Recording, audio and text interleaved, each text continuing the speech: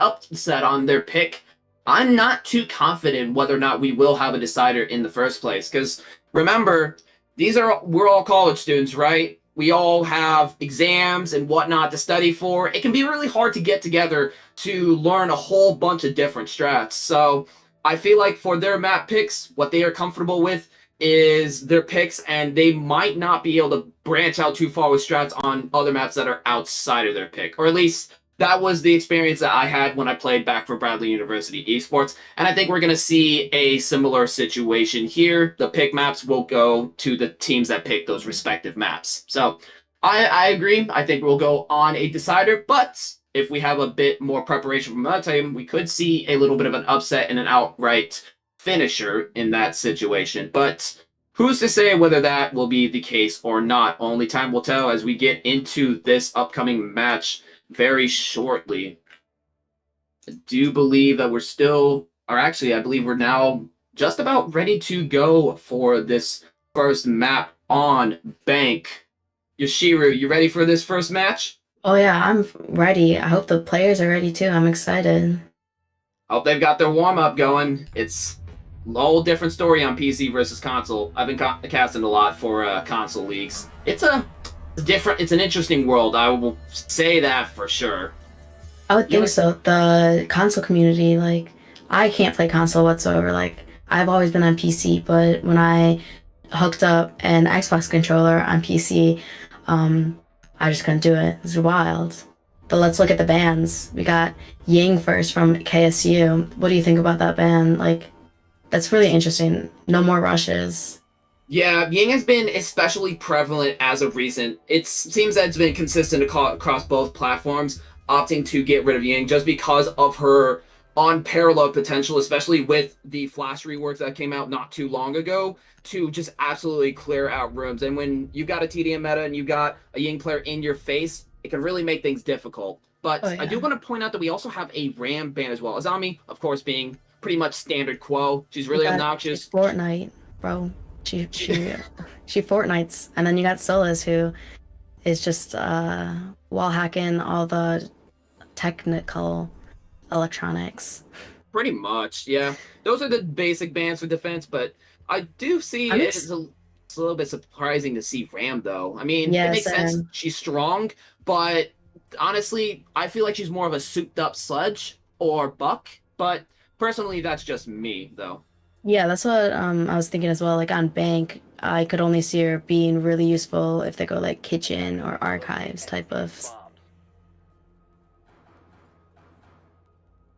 Yeah, I absolutely agree. I think that's what we're probably going to expect, honestly. But with that, we will be starting off with Bank on Basement. Now, I do pose the question back to you. What do you think is going to be kind of the secret to taking this site? It's a little bit different now that Fenrir's out and on the board. It can make things a little bit difficult to clear out or push into office, which is easily the deadliest funnel out of any funnel in Siege. What do you think what do you think is going to have to be done in order to take that for Miami University They if they choose that definitely route? they definitely have to clear out utility a lot. They brought a lot of trap ops. KSU. I mean, they got the like you said, the Fenrir, the Goyo, the Kafkan, and it looks like MU is going to do a top-down clear. So I wonder how much time that they'll have after they do top-down clear with all the utility and burning all of that stuff.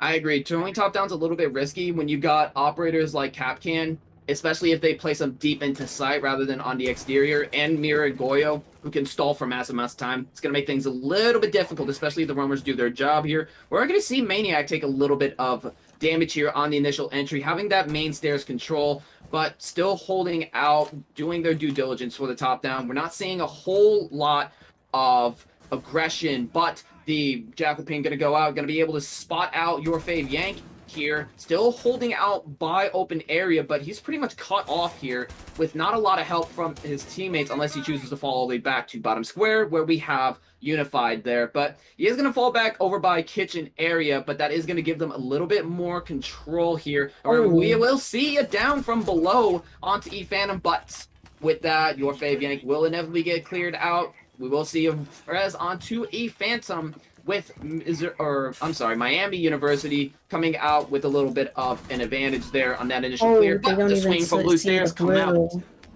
Yeah, swing from blue, very unfortunate. Trying to get some kind of initial presence in the building, but can't even get that, unfortunately, for Zinc here. And that's also going to be a loss of one of the hard breachers. But with Ace still on the board, Moy Bajo, they're not completely out of options when it comes to getting those walls open. 1 minute and 10 seconds left. Starting to make their way into bottom basement of main stairs, but so far, just waiting to get a little bit of more setup here. But they're going to have to get moving. They know that the roamers are pretty much out, but they still haven't really got that office utility out. And with Goyo still on the board, a lot of his canisters still available, it's going to make things tough for Missouri University, especially as they lose Maniac to Unified there. 45 seconds left on the clock. They are going to get those walls finally opened from server room. One Goyo canister is popped.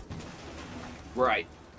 They do have that down, but with how much little time is left, there's only going to be about 6 seconds spare between that Goyo coming back up, and with that Goyo on the top of the server room, that is going to deny them from being able to plant closer up to the bomb. So we could see some serious trouble here. But it looks like they're rotating to main, and they do have 2 C4s left still. And there goes the ace on main, and Gridlock as well. Yeah, and then the Mira. ace. Oh my gosh!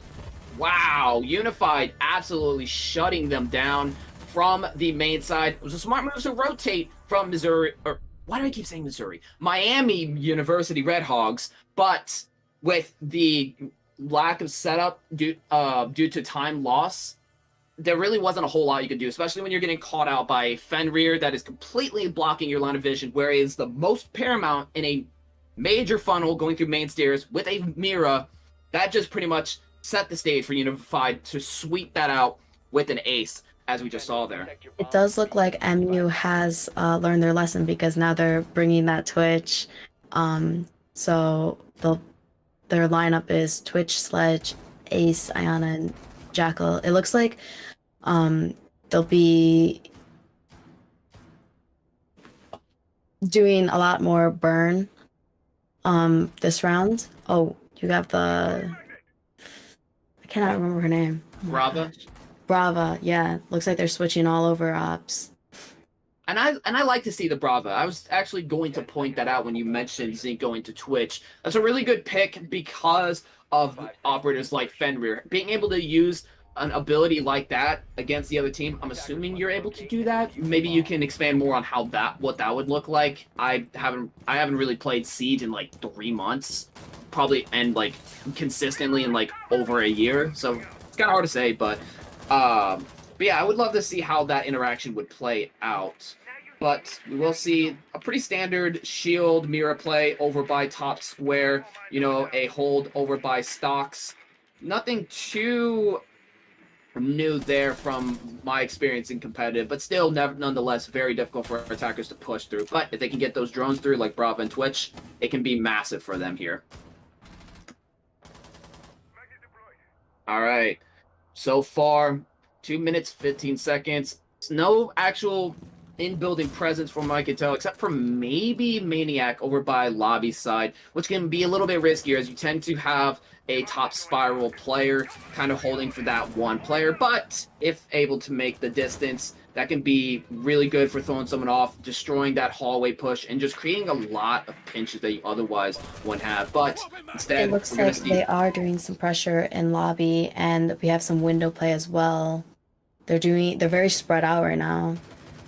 Yeah, being spread out can be really dangerous if things kind of get close and you're starting to push through like funnels or areas where you kind of have to take initiative. We are going to see a little bit of a walk up from Maniac, but your fave Yank seems to know that this move is inevitably coming. However, Worm will still be able to take a Phantom. We start to see more of a crawl up here, but I don't think he knows that there's one in elevator. Playing this very passively here. It could go either way. Starts to make his move, pushing up to lobby, does get on top of lobby, takes the fight onto Worm, is able to take him out, but promptly refragged over by conference room thanks to Mira's head height holes. And right now, not looking good for Miami University here, but Moibaho still able to take one over by Spyro onto Green Man there.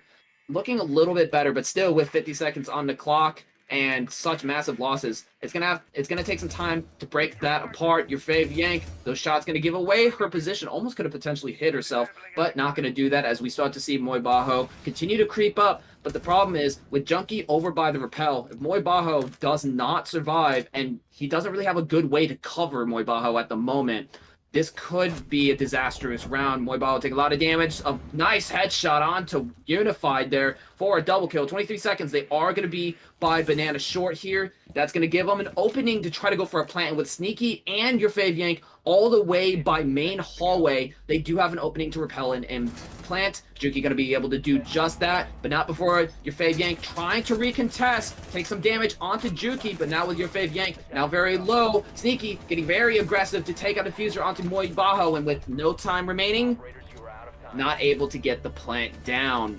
The swing coming in massively to deny that plant at the very last second there. Yeah, I think what happened there is that they were very spread out and they wasted a lot of time like getting to the different places, and they never really got much ground except lobby control, but that sledge went down from the windows, and then everyone just started falling off.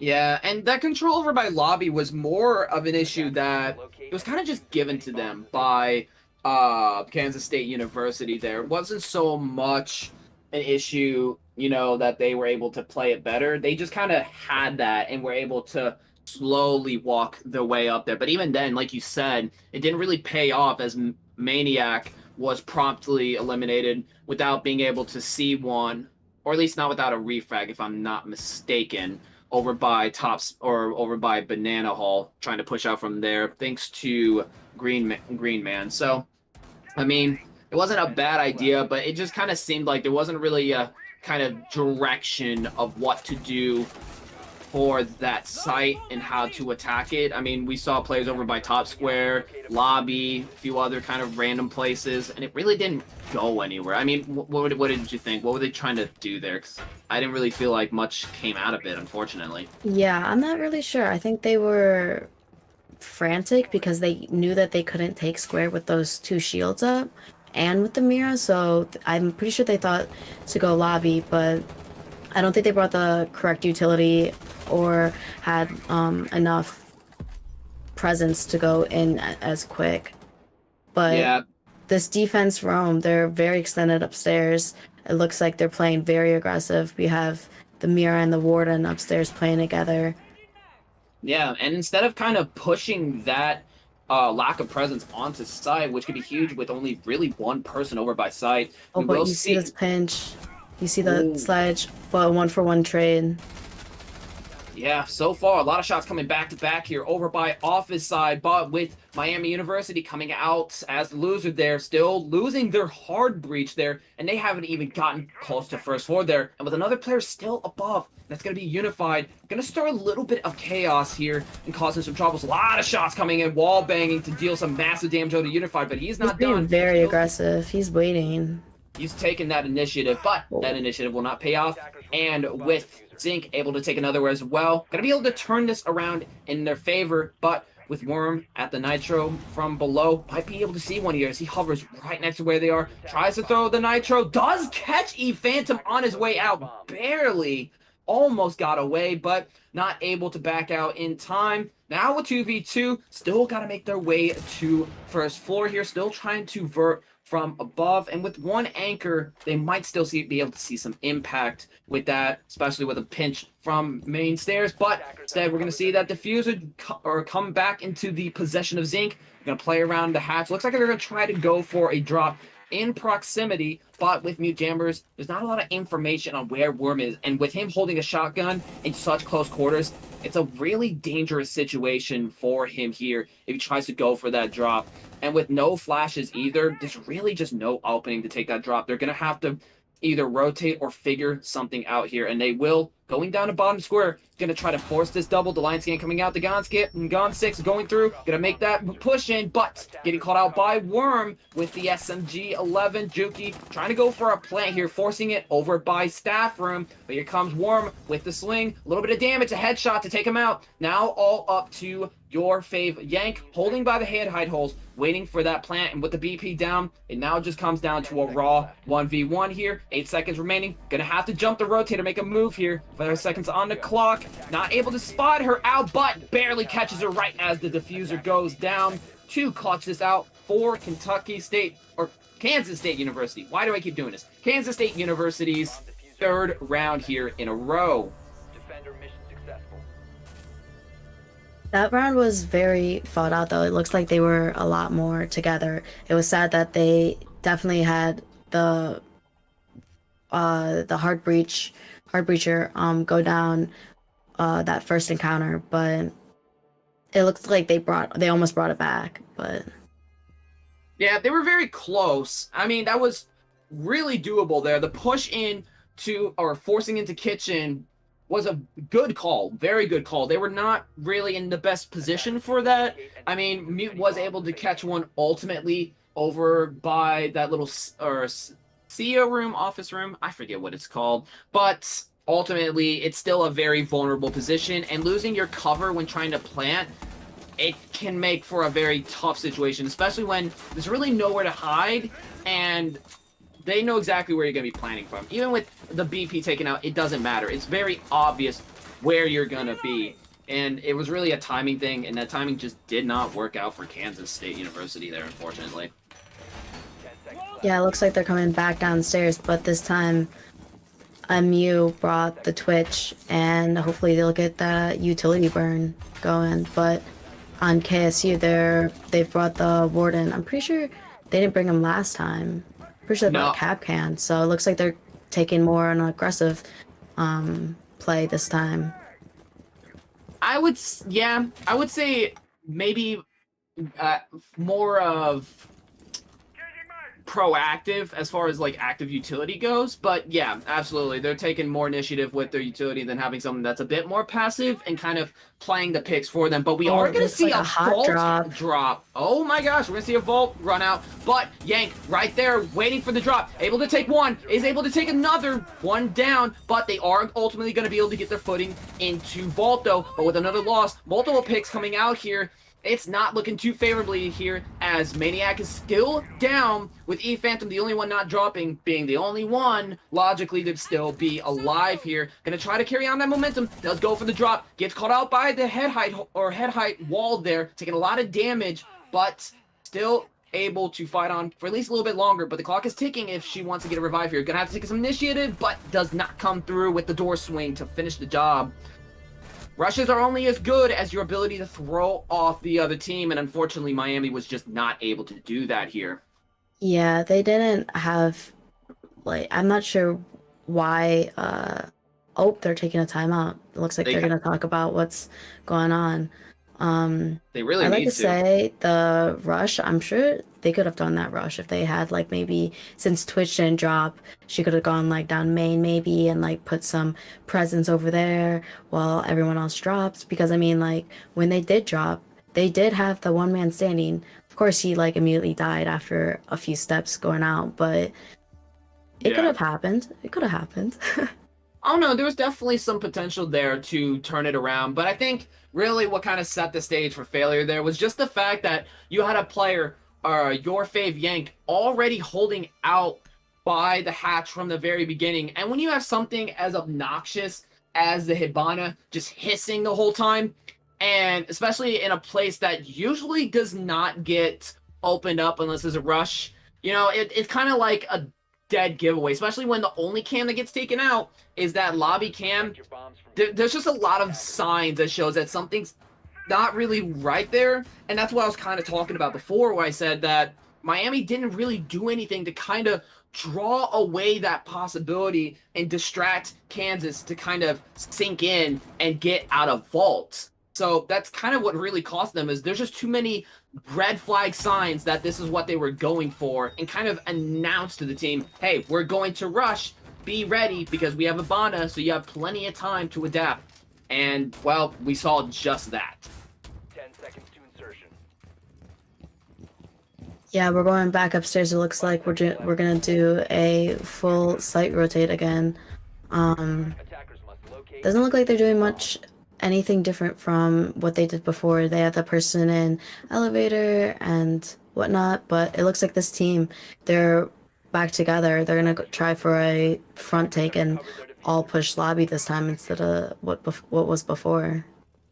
Yeah, they're gonna have to change it up here, and They did because they bring really up don't have Blackbeard. That's interesting. The attackers bombed a yeah, I mean, I've been seeing some shorts on YouTube recently about playing Blackbeard. I really don't know how to feel about it, but I mean, hey, if you make it work, if E-Phantom can do that, good for you. But if not, go for more utility. I I mean, think he might be able to, because it looks like he's like more the window play person. From where he was last seen, he looks like he's still repelled over there. So as Blackbeard repelling, I mean, it's pretty good.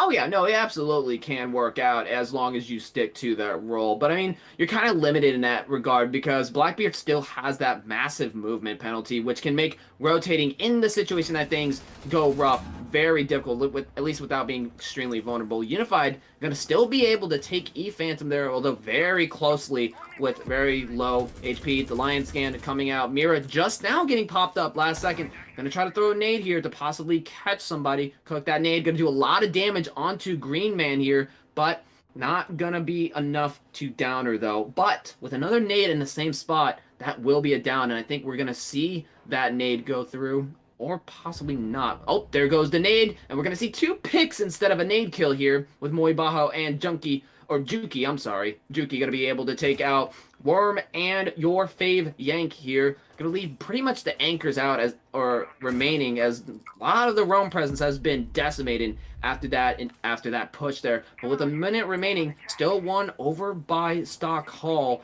There is still opportunity to do some serious damage onto Miami here. Gonna get caught out by the feed holes. We're gonna see Mira take a lot of damage there.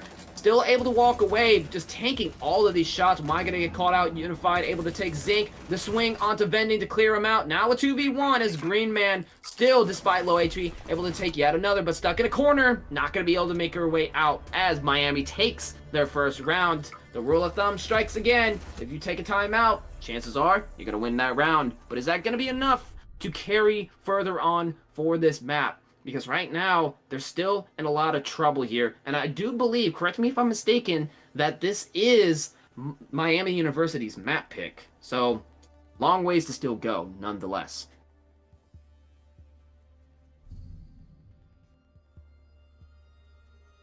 But yeah, that it is their map. I just got some clarity there. I tend to forget these kind of things. I'm a little bit Ooh, this is interesting. The Brain rot. other team, or the KSU, is bringing up Velk this time, and they're going right back upstairs, it looks like. yeah. I wonder they're- how this will change the gameplay this time, because it looks like they're doing very similar setup before. And they did, I did like to see that KSU, they did rotate and adapt very well to the spiral take, because they did have a mirror in pocket that they posted up on the wall that looks at spiral, so... Yeah, and that was the thing that was the first to go for Kansas there, was their roamers. They lost Worm, your fave Yank, Fenrir, Castle. So, I mean, that did kind of hurt them a lot there. But the thing is, right, when you've got Valkyrie, your fave Yank, able to cover so much area with those cams, which is why she's so strong on this map, it's definitely going to make for a much better situation here when it comes to keeping accountability of positions and not getting caught out by that one rogue attacking lurker, which you often see a lot. However, it will not be enough to save Unified from getting killed over by the repel. A very unfortunate early pick. Massive for Miami here, but they don't really have any smoke, so not gonna be that massive, but still good They for did the open the flashes mirror. nonetheless. The mirror is open for there, I'm pretty sure, yep. But not before getting caught by Worm. However, we'll see yet another pick thanks to E-Phantom doing a very good job on his repel, able to cut off these players that are trying to get a bit more aggressive with that Valkyrie camp, calling it perfectly that we're going to see more aggressive plays from Kansas State, but not paying off as players like ePhantom on Miami doing a very good job of keeping them accounted for and in line, preventing them from really using that intel beyond just a flank watch intel. As we see here, we actually have Unified watching one of those Valcams. Like I said, not going to be able to use that much beyond just for information because they know that there's a repel player doing so much damage to them right now. Still haven't got the wall open though, so they still have a lot of potential to deny this, but that is going to start to change as they do begin to get that wall open. Your fave Yank now going down, trying to push up onto top square and contest that territory, but now with Juki getting the plant down, we're going to see possibly a 4-2 here as it's not looking I'm not sure too they good. know that he's planting behind the bookshelf. I think they think that he's planting on the bomb. Yeah, I'm not really sure what happened there. They have 2 more C4s. Oh, there goes one. They should have a 2v4. It looks like they're trying to take 1v1s now. They Trying kind of have to to. get the man count. Oh, the prone. Sneaky, able to take a triple kill onto that prone, or take that triple kill, and now with the ePhantom to finish the job. Still kind of holding out there, but it'll be a back-for-back trade there. Yeah, I mean, Miami did a good job of coming back there, but it came a little bit too late there, as now it's a 4-2 situation with Kansas on a 2-round lead. But now that we're on defense, let's see if we can get some information in the background about the attacker-defender bias of Bank for Midwest R6, but if it's as defender side as I speculate, Miami still has a good opportunity to turn this around, but they're going to have to really lock up their defense here. They weren't really given a lot of attack rounds for kind of playability when it comes to messing up their defense, so they're going to have to really nail this down here.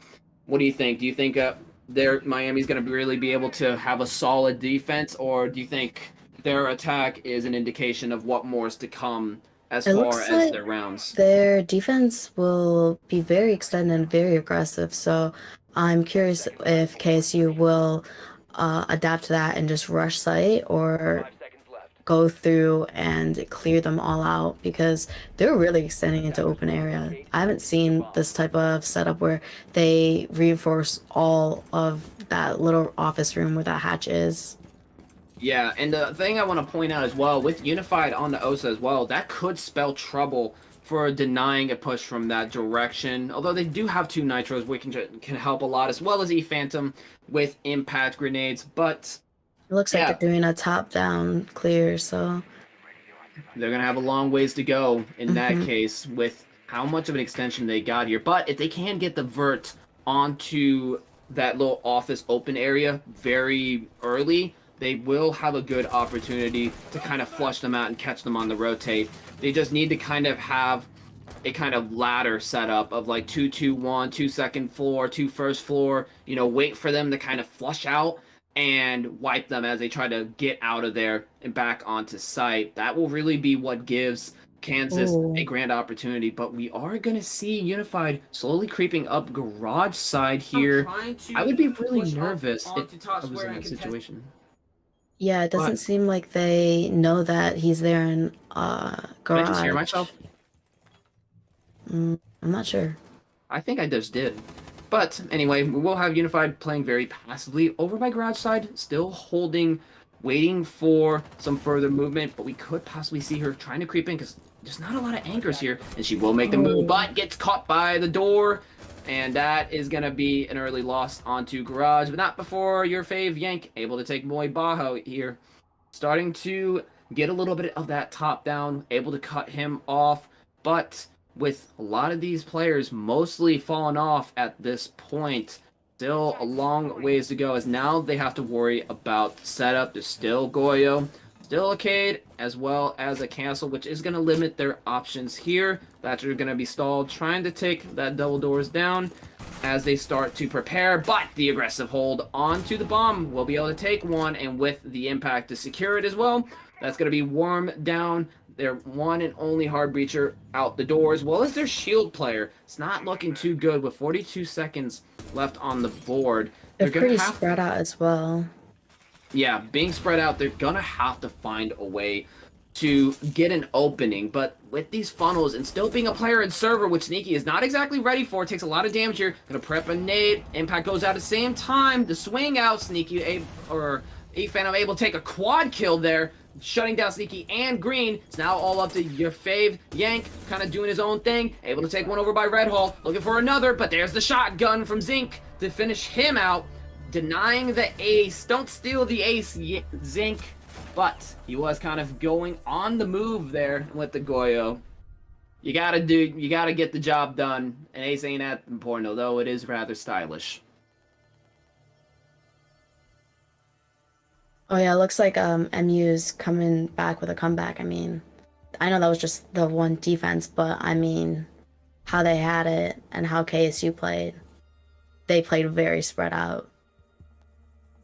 Yeah, Miami University did a really good job of holding them back, and they stalled the time that they needed to from second floor and first floor to make it worthwhile. Sure, they lost a player over by first floor there, and that's always going to be unfortunate, but does it really matter when you're still kind of even and you've already stalled a massive amount of time? I would say that's pretty well worth it. As a rule of thumb, after about a minute 30 seconds, you want to start making your way onto site, and they were well past that time when Kansas really started to set up there, and even then they were still getting caught out by Miami taking initiative to contest those hatch setups, those positionings from Kansas, putting them on the spot to not really have any wiggle room there. But it's one thing to win basement. It's another thing to win first floor entirely, which I would consider one of the most contestable sites on Bank. It looked like they were doing a horizontal extension, but Wamai gets caught by the window. I don't. Do they know that he's down? I don't think they know that he's down. Well, he's not anymore, thanks to that Moy Bajo. That's going to be a full heal. But yeah, I don't think they actually knew there. I think that was just kind of a lucky pre-fire there, or maybe they had information, but regardless, still not able to secure the kill. And with Doc on the board, all of that damage is not going to matter, but that is still one less stim that Doc has. So, I mean, still did some damage as far as utility loss, but still looks like they're going to give up upstairs pretty quick, and they're going to hold horizontally here and play with their C4s since they have two. Yeah, they did drop off very early here, and that could help a lot to kind of get that set up, because vertical is so strong on this site. And like I said, with two nitros and with a Mozzie pass, if a drone's been caught, that could spell some serious trouble here as far as contesting, especially if they're playing around these more wooden spaces such as stock and top square, which we are seeing a lot of positioning there. There hasn't been any vertical quite yet. They have not started that yet. We'll see a Yoke Bang on the blue stairs. Maniac able to take your fave Yank. That's going to be either Brava out, a lot of counter utility out the window, unfortunately, for Kansas here. We are starting to see a little bit of vertical here, but not before Green Man taking a bit of damage by the contest from Miami to try to deny the impact of this vertical here, as well as Juki. We also have Moy Bajo sitting by main stairs, but so far, there's not a lot going on as far as vert, not a lot of initiative to try to clear anyone else. I mean, we see some vert, but it certainly isn't where Miami is playing right now. We do see Unified over by lobby. There is one by the door. Gonna try to open that door, but Castle's right there. Worm gonna go down to Maniac. It's not looking really good here as Kansas just can't find a foothold anywhere. Getting pushed out now even by main stairs thanks to Juki in Teller's office. The headshot onto Sneaky through that wall, and now all up to Green Man.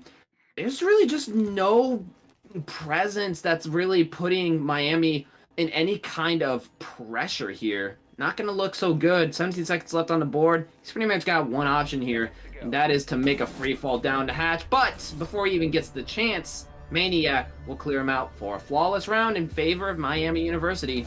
Kansas really struggling with their attack. What do you think of that? I think that's really interesting that they were struggling on their attack. I mean, they definitely couldn't get like any ground going, but they made MU waste all their utility. Like right when they went to stock, like all the C4s were gone, all the impacts, like they only had one dock stem at that end. Yeah, But and I do agree that that is important. We will see that time out. And I do think that's the thing that we kind of have to realize here is that while they did drain a lot of that utility, it ultimately came to the detriment that they just had no presence. I mean, they were all kind of second floor, and even then, they were still kind of getting wiped as.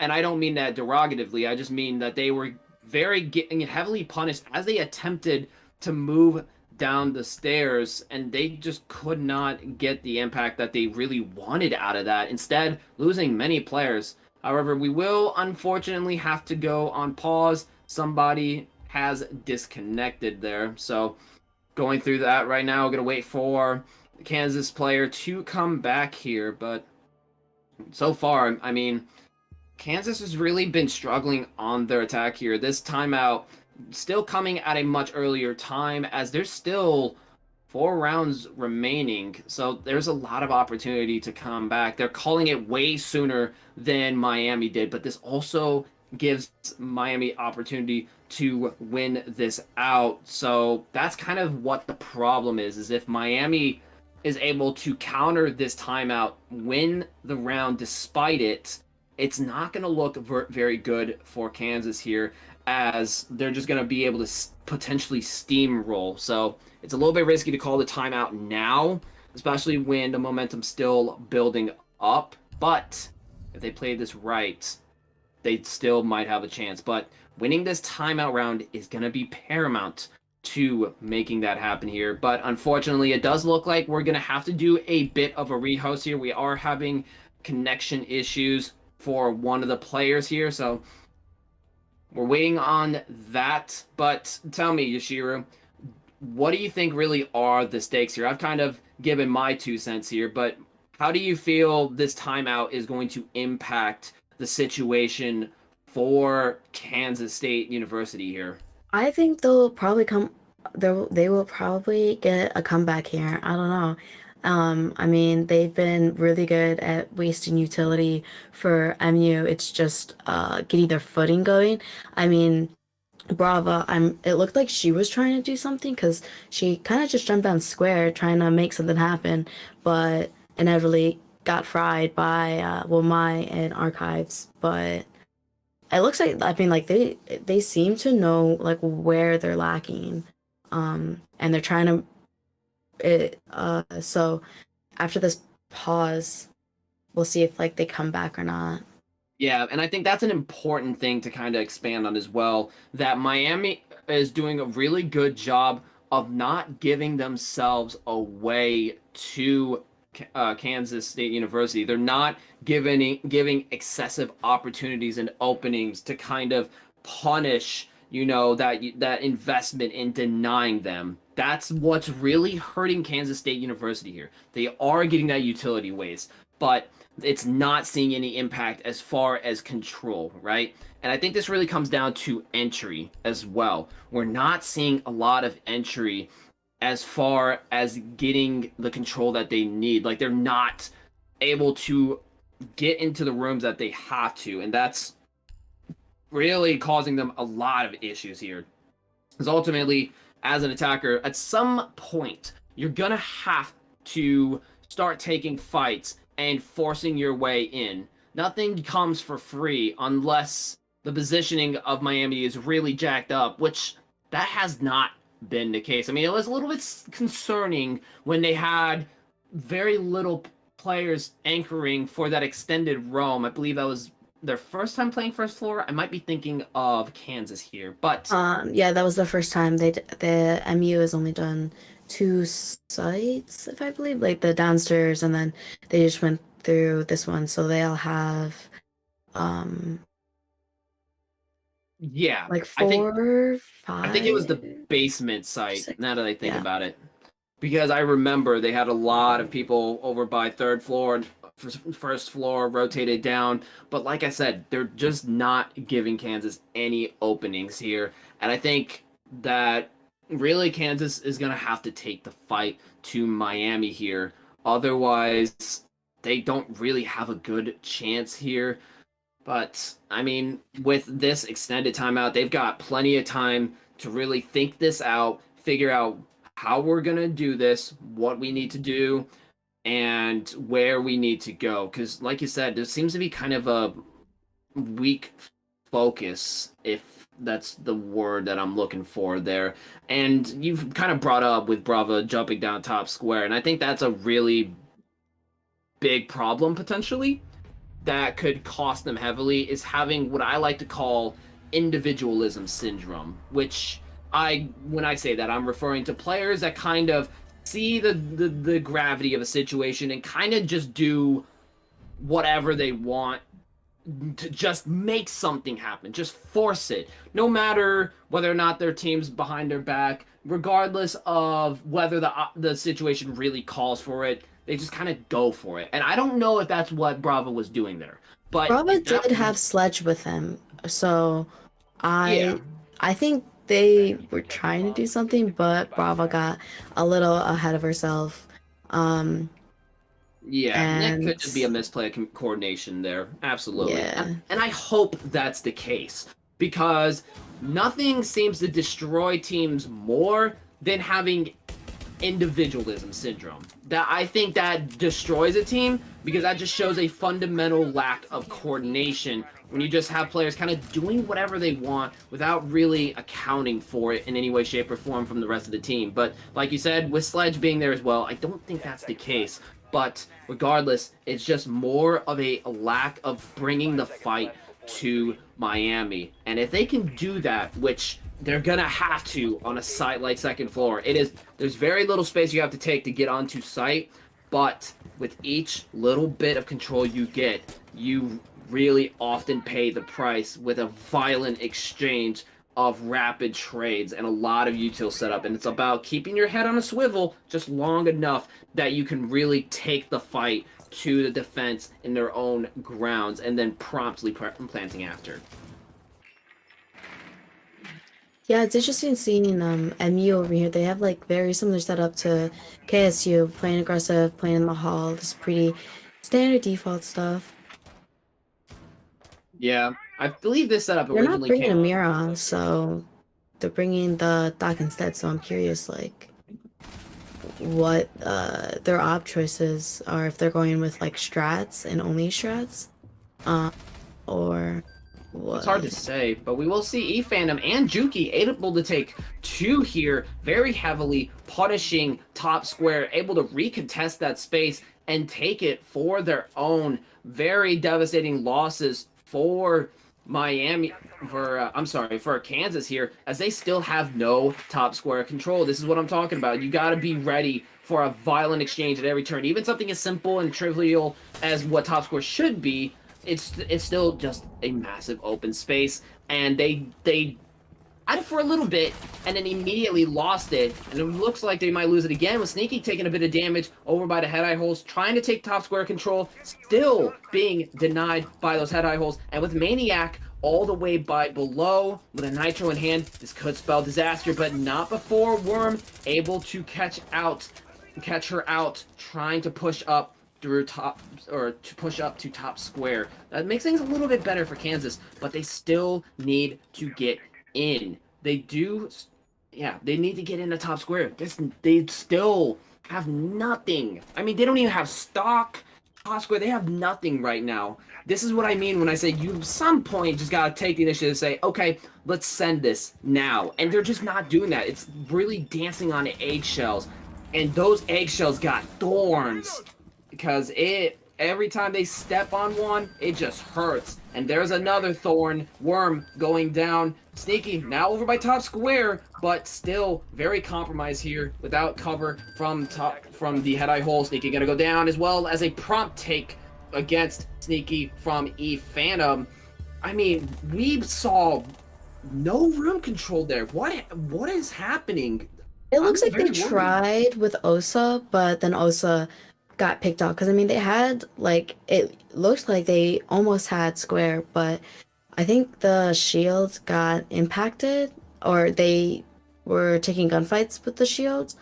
Um, but Yeah. they also had that Valk downstairs with her C4, which um Defenders, protect your like bombs. that's an easy like comeback from square since that's all uh breachable. Yeah, I really think that, yeah, pretty much like you said. And the thing I want to kind of point out that I'm suspecting is a massive problem here is that we're seeing a lot of over reliance on their utility. Now, back in utility meta, that would have been the stupidest thing I could have ever said, but we're not in that now, are we? We are well past that meta. And what I'm noticing right now is that it seems like Miami is trying to get way more impact out of their utility in winning favorable gunfights, but not actually really taking the gunfights as they need to be.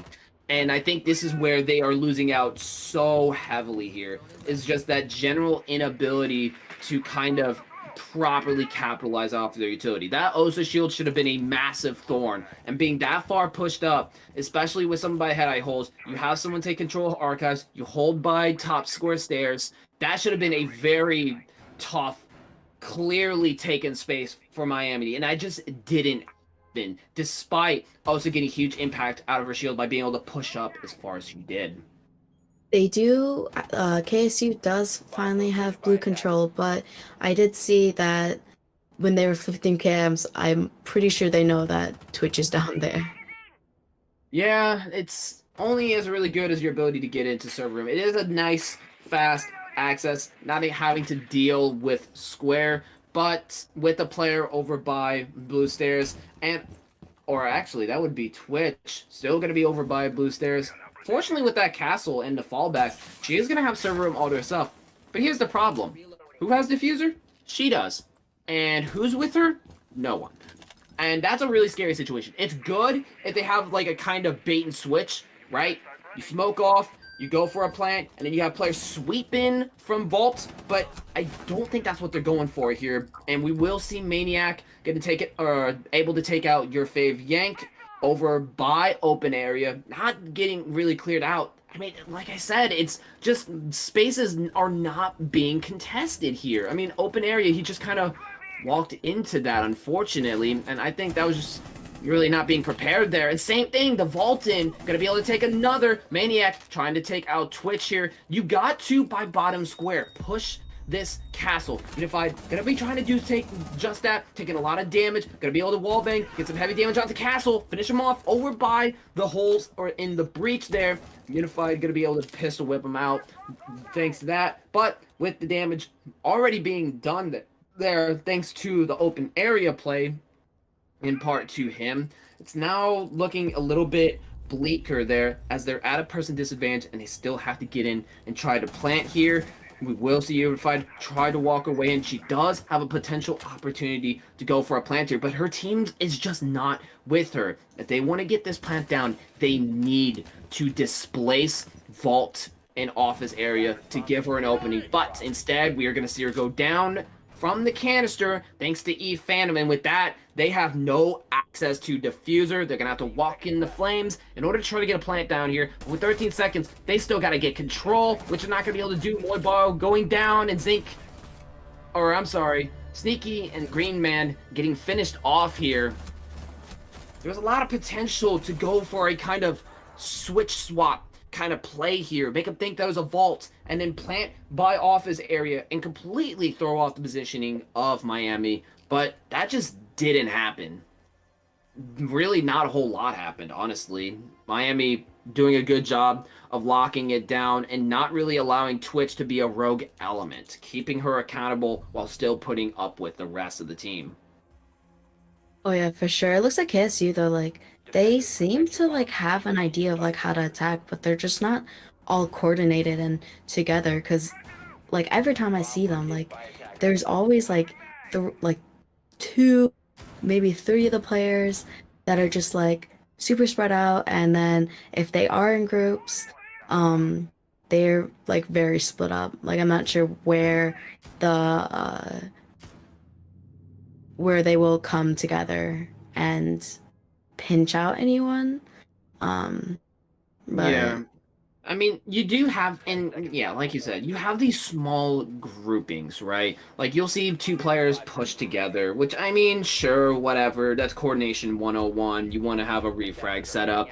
But then you get these weird situations, like you said, where you'll have people kind of spread out, and you'll have a player that's on the complete opposite side of the map with diffuser, even. And it's just, I really don't know what to say about Kansas' attack, but if that pattern persists into the next match, they're going to be in a lot of trouble because their attack is just not going very well here, and Miami is punishing that so heavily. I mean, they're kind of sitting comfortably here. They're not really giving up positions. They are recontesting space with high success. Everything you could want out of defense is exactly what Miami's getting here, and we could see a perfect defense from them, as it's still match point, which means Kansas is going to have to pick up 2 attack rounds, which, since they have not been able to really do so with much success, I really don't think we're going to see a comeback here for Kansas, unfortunately. A minute remaining, not too much happening so far. Still trying to get a general gist of where Miami is playing at here, at least as far as roamers go, but we're not seeing too much of a heavy first floor roam from Miami. Line scan coming out from Green Man. Not going to be able to really pick up much information from that. We are going to start to see that move from the top down, which can be good if they start to take advantage of it with vertical. But unfortunately, we're not really seeing that. And with a minute and 30 seconds, you got to get that started. And I don't think we are. We're just going to see a top down and then start to move down. And I think this is where we're going to see a lot of casualties here getting pushed out as they move to first floor here. yeah, it seems like I'm telling you, like they have ideas. Like they did get upstairs finally. It looks like Sophia's trying to get them to open up that quad wall to get into cafe. Oh, takes down the Wamai though. Yeah, very good or very massive pick there, taking out that space. That's going to create a bit of a buffer to push in, but there's still another player there, Juki. I But don't know if she knows. I don't think she really knows either. I think she's busy, occupied dealing with other players here. 40 seconds left on the clock. Kansas still has a person advantage here, but with no real control, they gotta make a move. However, Unified able to flick onto another. They do know that there is a castle there. Unified waiting for that swing from Juki there, but he's not giving her that swing. And they still got some funnels to go through with 3 people still up on the board. And we're going to see them struggle as E-Phantom takes 2. Castle able to finally finish out Unified here. Now down to a 3v2 here. And they have lost all presence that they had. You for Yank are running in, coming to take another A-Phantom, getting rid of Green Man here, but now it all comes down to these last seconds. Hidden in the corner, she's gonna have to run to take this fight, but she's playing this too slow, and he's able to just get away with it prone. No! What just happened?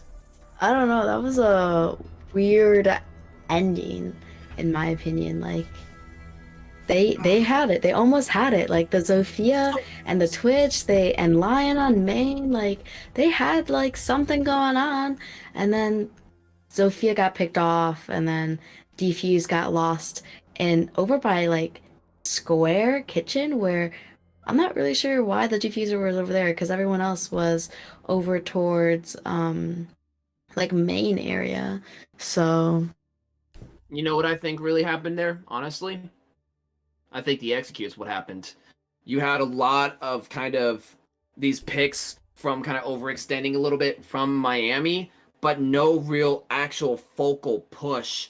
And Miami saw this and pushed back against it with great effect, especially when we had other players kind of out holding their angles. This just created a kind of an even localized dynamic as far as player count that Miami was able to abuse to great extent. That proved simply too much for Kansas to be able to handle. This is what they have been able to do so well up to this point, is not really give Kansas any grounds. They don't give Kansas space. And I think that if they want to win this out, they need to keep doing that.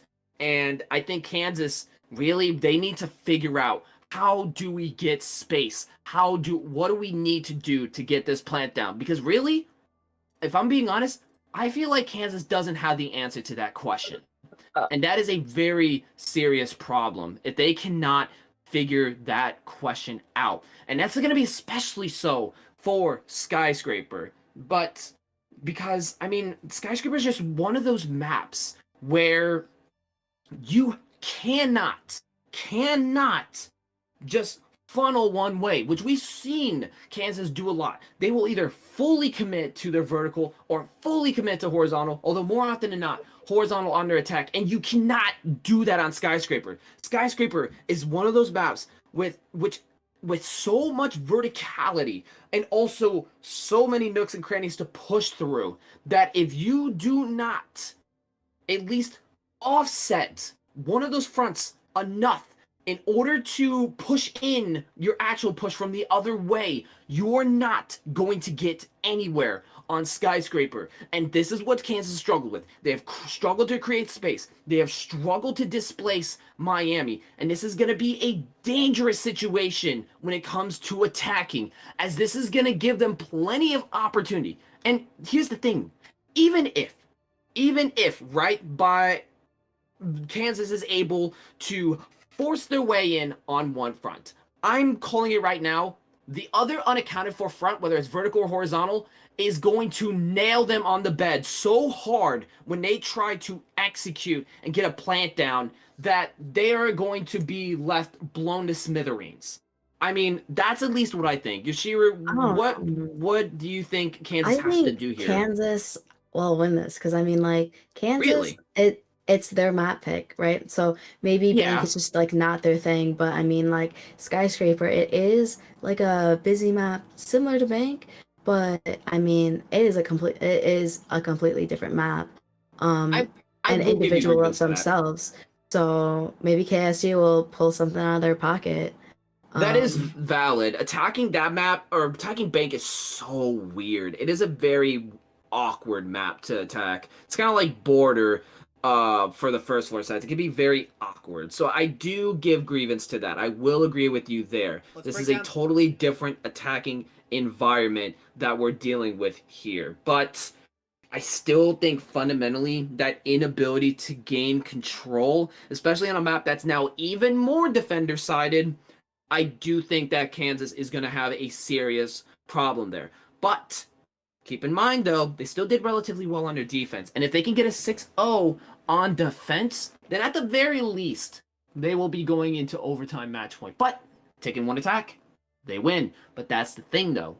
They got to win an attack. So and like I said, it really depends on whether or not their grievances of attack on an inability to take control really just came down to the specificities of Bank itself. And for the sake of keeping a close and more interesting kind of game, I hope that is the case. I do hope that ends up being the situation, that they just simply struggled with attack on Bank. They're not as familiar. I would hope that would be the case. Will happen. I mean, KSU, I just looked back at their stats. It looks like KSU will, like, if they rely like on their gunning skills, I mean, like a 2 KD for one of their players. I know it's a team game, but I mean, you can straight up go fragging and go nutty, right? So oh yeah. Especially by Drum Room, Shrine, that area, there's a lot of opportunity to pop off there, and we've seen that in plenty of occasions. So I would not put it against that or Kansas to be able to do that. But fortunately, the one thing that's kind of nice though is that Kansas will be starting off on attack. So we will get the answer to that question very early on. The question being, will Kansas be able to pick their attack back up? And for their sake, I hope they do, because if not, I think Miami will be able to pick up a few attack rounds here. And in that case, it's history. All right, looks like we're not going to really be going for a break here. We will have a player subbed out for Kansas State University as we now get ready to go into the next map, which is Skyscraper. So, we'll be right on that match in just a second there. So, good luck to next teams. Kansas, show us what you can do on attack. Show me your moves. Let's get into it. I'm excited for KSU. I want to see them. I want to see them come out of the pocket, see like how much better their attack will be, or it'll be completely opposite and we're gonna see a dumpster fire. But I don't think so. I think KSU will pull it out, and then we'll go to the third map. Yeah, I feel like there's definitely some opportunity to get a good attack round. Granted, how defender sided Skyscraper is, everyone kind of Skyscraper is one of those maps, right, where because of how unique it is and how it's played out, the defaults for Skyscraper defenses are typically actually pretty weak if you just go by the default. And it really just comes down to the difficulty attacking. But if you know how to attack and you're just running defaults, you're going to get kind of curb stomped. You're going to really get curb stomped, thrown to the ground, teeth kicked in. That's what's going to happen. And that's what I'm kind of afraid of for Miami, is that they just run defaults due to lack of familiarity, and Kansas gets their attack up. And if that's the case, then I would absolutely agree. We're going to see something spectacular from the attack for Kansas. But going into the bans a little bit, we will see the Osa ban and the Ying ban. Of course, makes sense that we see an Osa ban from Miami. I mean, how many times did we see Kansas trying to make the Osa play from second floor? Quite a lot, wouldn't you say? Ooh, they also banned out Fenrir with the Solus. I think Osa is pretty good on Skyscraper as well. Like, even if KSU didn't play them that much on Bing, like Osa is definitely like someone to run with, because I mean, like, you post up outside that office Yeah, wall, black like the balcony. office, yeah, that black balcony with So strong. Osa, like, it's so overpowered. And then you can also do the same if they go karaoke and T and then take top black as well. Like, Osa's just like super versatile on this map. But they also took out Fenrir, which is pretty strong as well, because I mean, like, it'll probably help them attack faster, since Fenrir gives so much alert, and he has a great gun. So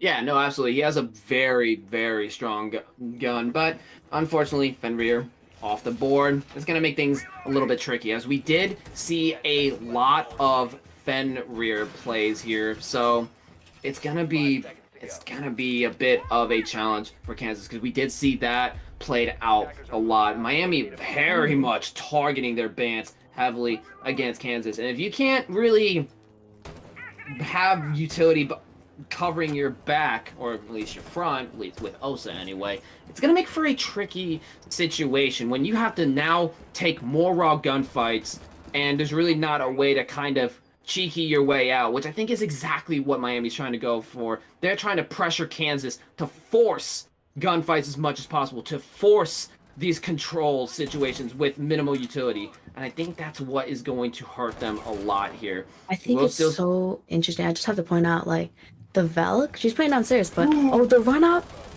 Oh Let's my go. gosh. Oh my gosh, that's wild. Barely gets the run out. That was looking a little bit scary there, but that run out was done so well, being able to take Unified. But you were saying, though? Like, the Velk that has, she's bringing impacts, not the C4. Like, Huh. I wonder if that's intentional. That's interesting. I just I now mean, seen it. it could be intentional or not, but oh, do they know that Velk is in that corner? I think they do. Oh, but Juki caught wind right when it was too late, though. So unfortunate. But still evening it out, but still got to get their feet in beyond first floor. There's still a lot of work to do for Kansas here. You got 1 minute and 40. I mean, Juki did his job, wasting all that time and even taking rid of the sledge, which is a pair of nades. So they only have gridlock nades at this point, and looks like they're doing vert with them as well, but they don't get any damage.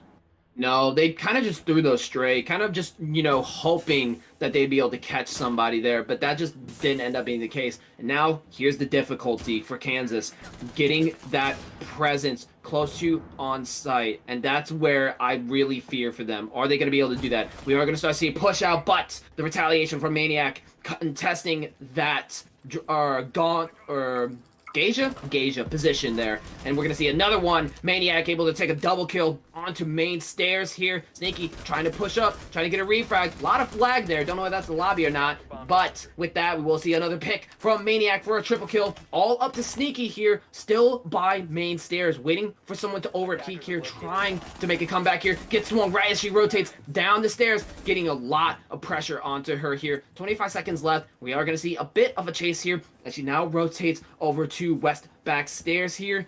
A lot of vert she's got to navigate through. If anyone's holding that, she's done so. 15 seconds on the clock. It's not going to be the case. Shot's going to give away her position. Going to have to break the barb too. They know exactly where she's playing from here.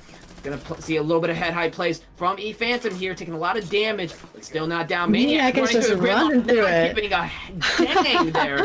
Oh my god. Maniac is bloodthirsty. He's just going straight through the thorns. The name is fitting. He did not give a care on earth. Plowed right through it and still able to finish her off despite the plenty of notice and warning that that was about to go down. Very unfortunate, but I think what I said is starting to hold true, Mashiru. Yeah, I'm kind of worried. KSU gotta pull it out. I don't know what they're doing. They gotta talk. They gotta coordinate. Like, come on.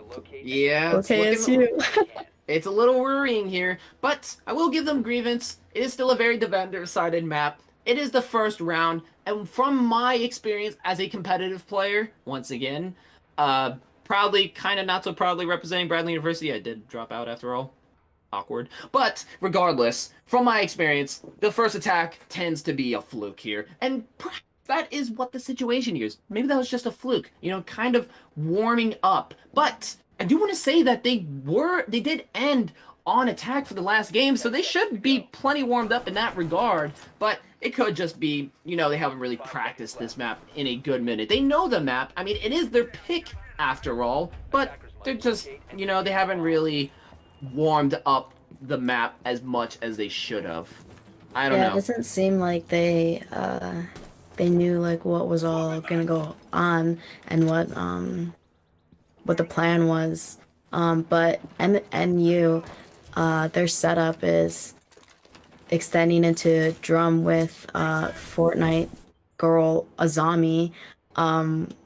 Like, I don't know how KSU will get through this with not that many throwables, except the nades and the gong on Buck. And the problem was, while they did a good job of getting that first floor control, the problem was they didn't have any real second floor presence until it was far too late there. We are going to see a bit of tricking, trying to not get that wall open. A lot of live pings onto Cade here. We could see a pick onto him here, but so far, not throwing nade, just waiting for the right moment when Juki, our little man who cannot stop moving around, gets still enough to finish him out. It's really just a chasing game right now. He's still trying to get that Cade trick. He's still doing it. Yeah, and Sledge is still trying to nade him out from below. Oh, and they did get one thermite breach as well. Yeah, and Sneaky too, as he is now down all the way by lobby.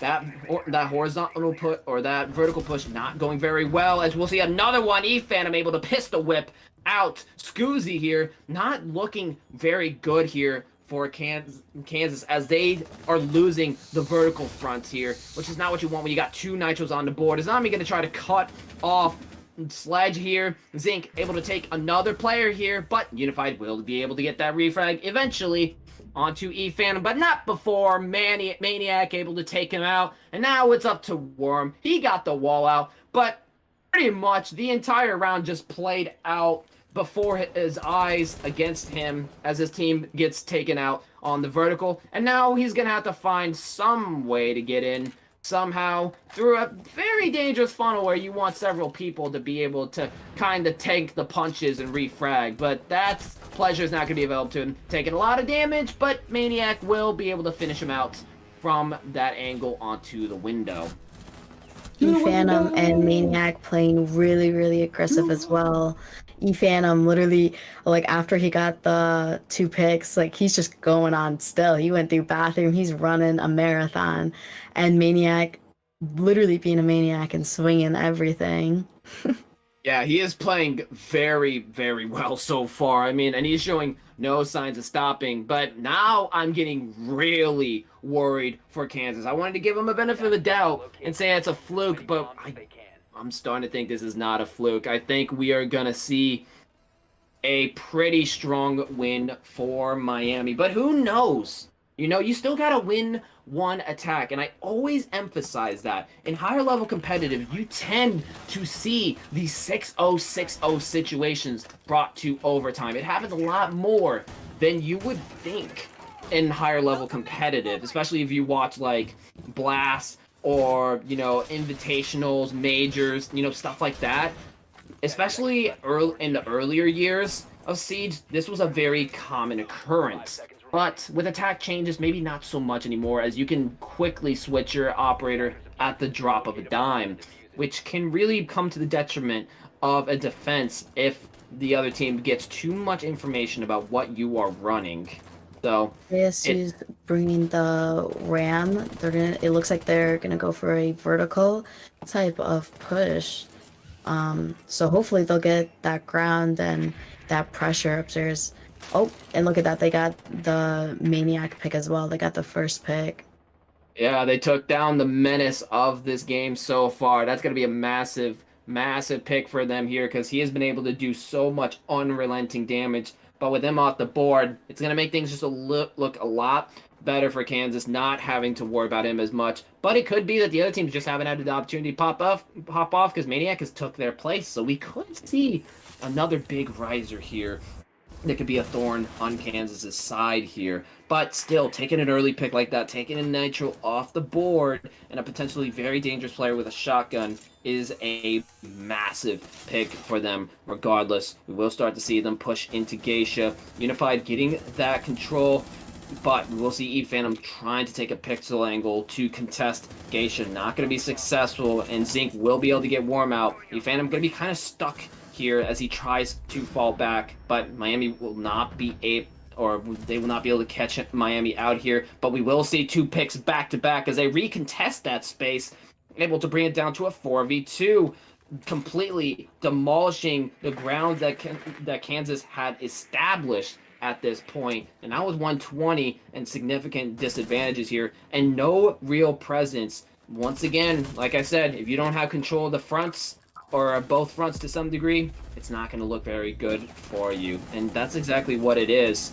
You know, they tried to push out, and the vertical slammed them. We will see Scoozy finally be able to put E-Phantom out of his misery there. Moy Bajo still holding out by the hallway, trying to catch another one by Karaoke. Does get flashed out, cornered, and Scoozy will be able to get rid of him for good. They do now have vertical control, but they're going to have to push downward now. And with no real information on where these two are playing at, trying to possibly snuff down vertical, which I don't think is going to be the case here.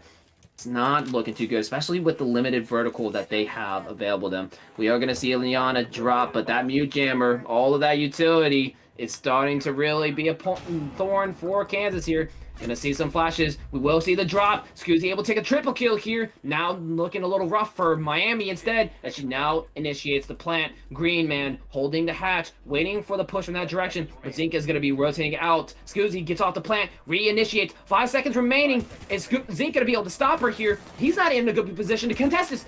You see her? Oh my god! Who takes it at the last second? Zink! Oh my gosh, my heart! My heart, but also Green Man! No! You didn't... She came from the back! You had to help her! So much tragedy there! But Frost being able to take her out at the last second, almost missing her entirely. Unified, that would have been so funny. So funny. For sure. I think, like, MU is just so aggressive. Like if KSU can figure out how to stop them for being so aggressive, because I mean I think another thing that they're running into is not just the man count balance, but the time once they do finish everything. I mean, once they had it down to a 2v2, it was just like 1 minute left, and the last two players are still upstairs. Yeah, and unfortunately, I feel like we're just seeing a repeat of what we saw last game, but it's even worse now because when you struggle to take control of rooms and hold on to it, because that's the thing, Miami is giving Kansas space, and I do think that's a mistake because Kansas has shown to struggle to take space when there are other players present. This has been a known issue in how they play, but what they're doing instead, and I think this could be even a greater grievance to Kansas, depending on how well coordinated and positioned Miami is they are going for recontesting themselves. It's almost like the defenders are attacking, taking the space that Kansas has, letting them get a little bit comfortable, getting just a little bit of control, and then crushing them with overwhelming force. And I think that's what they're trying to do here.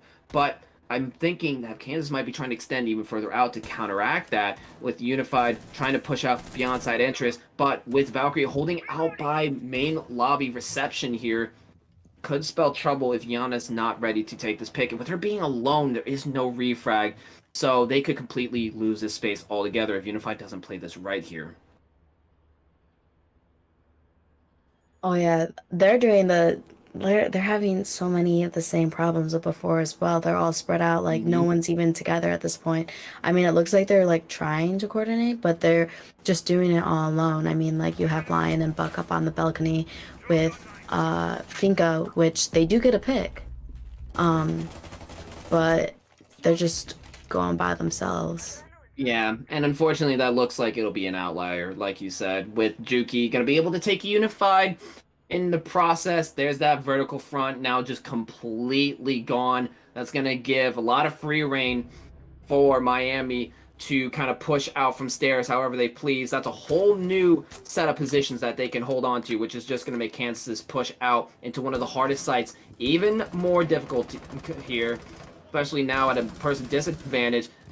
Phantom getting aggressive over by the bar room here. Not going to see anyone. Vert hole is getting made, but not before Moy Bajo swings out to take Sneaky out as he gets tunnel vision onto drum there. Very good team play from Miami. The classic bait and switch. Phantom taking the fight onto Green Man. Tries to hip fire prone, but not going to pay off. But not before several more picks from Worm. Going to be able to give himself a huge front to push from and try to pinch out here. But the problem is that Green Man still has to get through drum, and with no flashes in hand, it's going to be a little bit difficult to be able to do that. The line scan does come through. He does push into drum. Moibaho trying to rip the head clean off there, but not going to be 20 successful. seconds into the round. Yeah. Oh, Moibaho and taking able to out take the Worm. ace. We do have one on site here, or that's going to be one on anchor, but we'll see a run up behind, but Moibaho able to take Green Man. Maybe go for a knife. I mean, that was a really close proximity there, but it doesn't matter. Moibaho flipping the 180, flipping the fight to Miami's favor at the last second. Although Kansas did get some good grounds there, but ultimately it just wasn't enough.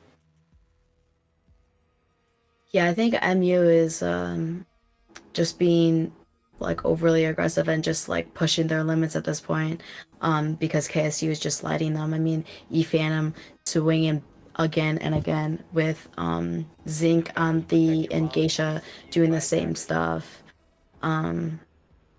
which I don't know if KSU can handle, or like they can solve the overaggression and push through. Because again, Yeah. like that was 30 seconds of the round, and they're finally in drum. Like MU is doing a great job of wasting time, even with the man count going down and up, and just flexing all over with their overaggression and getting those picks. Yeah, and I think that's the important point to put out there is that over-aggression there, and Kansas just not being able to really do anything in their own regard when it comes to dealing with how Miami is playing it there. Like, Miami should be getting punished heavily here when they overextend and get cocky, like we saw with E Phantom over by Drum, but that's just not happening. I mean, we even saw a lot of aggressive push or movement over by Waiting Room and a line of sight that should have had him destroyed, but instead, Jaeger finishing him off instead. This is the kind of problem that we're seeing, is just the team play, at least as far as taking these gunfights and the togetherness that you've brought up multiple times at this point, it's not there. I mean, granted, this round they look to be playing a bit better. They all are over by the Balk, but having no in-building presence like this, I think it just speaks to that issue of they're just not able to get really any control in building, and I think that's what we're going to see here as Juki Cade tricking, not giving him a chance to get that wall open. I feel like this is what we're going to expect. However, Unified taking some initiative, hopping into Terrace, going to be able to take one, going to be holding very close to Bar here. This is what I'm talking about when it comes to creating space. They have put a pressure onto Miami close to sight and gotten a space that I don't think Miami is ready for here. She's got a lot of potential. Once you get that wall open, it's going to be a lot of trouble. Gets a lot of damage onto Juki here. They get that wall here, I'm telling you, it is gonna be hell to pay. However, that is not without Miami promptly responding, about to open up line side, but not for Unified, able to push up, takes another, the hole gets open, barely down here, but the damage is already done. Unified down, still able to get up, and with the wall open, it's not looking too hot here for Miami here, as that one position, thanks to Unified, gives so much opportunity, but not before E-Phantom, able to take Sneaky from below here. They are still fighting it out here. We have E-Phantom over by house stairs, waiting for that push in. There is the breach for them to walk in. Worm gonna be able to catch one from that breach. A lot of damage on the Worm, not able to connect to the pick there. Worm now getting the plant down. Still players over by main stairs as they swarm. They know exactly where he is, and he is stuck. The flash barely peeking into his visibility, able to cut out just in time before he gets full whited there. Plant now down 1v4, 35 seconds remaining. Gonna try to see if he can catch someone from below, but they still know that he's stuck. He has nowhere to go here. The only way from here is up, literally. You gotta get up the stairs and start taking some fights, but it's still a deadly funnel to get through for EFM. He had to get that pick onto Worm, but was just not able to, and will get inevitably cut off by Green Man on the exhibition room stands. That's their first round. If they play this perfectly, this could be Kansas's opportunity, and possibly their only one, as Miami still has a three-round lead here, and possibly a 4-round lead if they win this round. If I was Miami, I would call a timeout here. You want to take this round. You do not want to give an attack on a map like Skyscraper.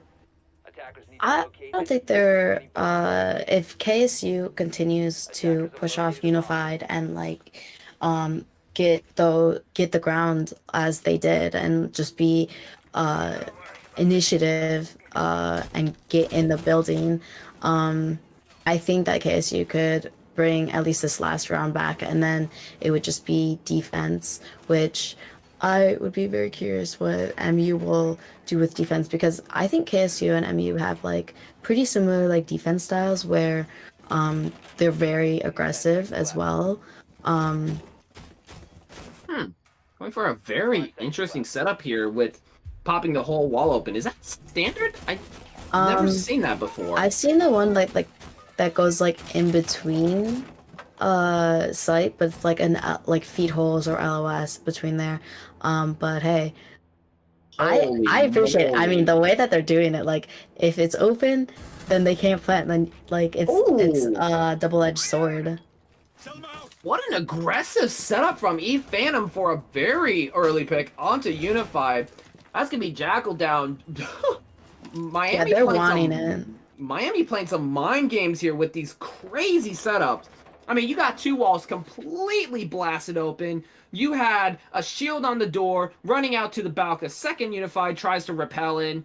I mean, what an interesting setup. I have never really seen anything quite like this before. And no way. Is Worm gonna really take this fight against E Phantom here? They're all playing so aggressive towards the Balk. You can tell they're just waiting to sink their teeth into Worm here. He is going to play some Claymores, go for the repel. I think that's a smart move. We're going to see EFAM go for the run out here. Get caught out by Worm. Able to snuff out the aggression from E Phantom, exactly as he predicted. Very good play. Still keeping a hold, even with the Claymore down. Forcing a very awkward wide swing onto E Phantom. Just enough to give a real-time ping of his location for him to finish the job. But with 1 minute 30 seconds remaining, that Jackal loss is still going to be stinging as they still have to push out above to prevent them from denying the plant, and below to get rid of that super long line of sight. This is where the two-front fight really kicks in that I was talking about here. But right now, we're only seeing a vertical front. And I think this is going to not pay off at all, as you still have Juki and Doc outside of sight, Moibaho. And when they use those line of sights, I'm telling you, this is going to be disaster for Kansas here. I really think they need to start moving down, but we're not going to see that here. Maybe they can less force a than win. 1 minute, 30 seconds coming up. Yeah, they're very low on time. This is not looking good. Ziki trying to catch Maniac here on the vert. Not able to so far as he tucks into the corner where Buck is just not going to be able to see him. At least not yet. 30 seconds left on the clock. You got to get down to the first floor. Move, move, move. Move it, soldiers. But I don't think we're going to see that happening here. With 20 seconds left, and he's kind of line of sight. But here comes Scoozy. This could be huge, but gets caught by Doc. Over by reception. 14 seconds left. We're going to have to see the execute come in. Worm dropping down by stairs. There's still the reception player. They're going to get funneled out here. Worm and Zeke both getting eliminated thanks to a crossfire here. And that was our Green Man taking one more, but with 2 seconds remaining, still takes one more. There's no time as Miami takes the last round of the half. Miami is aggressive, but I think they do have someone that's always like passive and like makes sure that they're still holding down that fort. I mean, like Warden, he was tucked in bathroom, like letting his teammates do what's up, and then just waiting out time. Yeah. No, I mean, just the amount of time that they wasted on vertical, and there wasn't even that much pressure there. That's what's so confusing to me. There was not that much pressure, but yet, I don't even know what to say there. I mean, they took way too long on vertical to get almost no impact. I mean, let's call it what it is. That was an impactless front. They knew that they didn't have to deal with anything from vertical, and they didn't capitalize off the vertical control they'd established. Just nothing came of it. I think what happened might have been Unified, like he died right off the rip, and every time that they are like going and whatnot, I mean Unified is right there unifying them together and going. Do you get the pun? Because his name is Unified. I'm sorry. Hey, but he's going through. He's like pushing the team. He's leading the team into the building and taking that ground and such. Yeah, he does seem to kind of be at the forefront in many cases and taking a lot of the initiative that they need to. But I mean, it's unfortunately has not been enough. But like I said, we could see a very different situation here. It's one thing to attack. It's one thing to defend. It's another thing to attack. And now it's Kansas' turn to rack up those rounds. But if how they played last round is to speak of anything, I don't think this is going to end well. Because remember, last game, Miami. Get it right.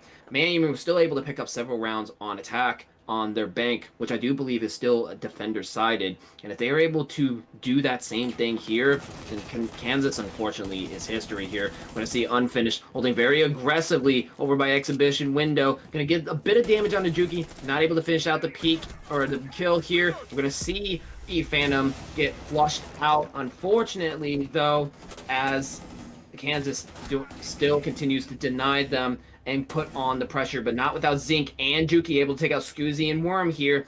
It's not looking too good for Kansas as Miami makes massive grounds over by Geisha. But here's the problem. Gosh. Juki, who has Diffuser, is all the way by the Balk, and he dies! They don't have Diffuser anymore! And it's so far out! They had Maniac so will much able to take one, though. ground.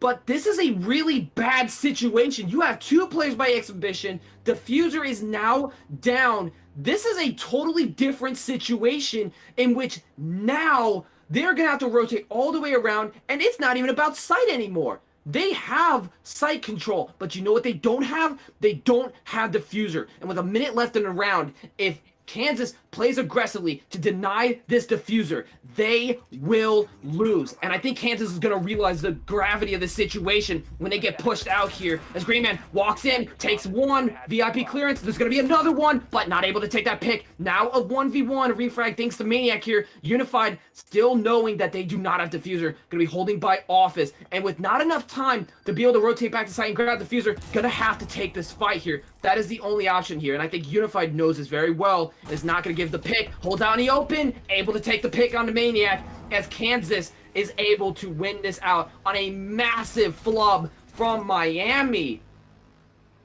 Why was Thermite all the way by the Balk with Diffuser? They had sight control.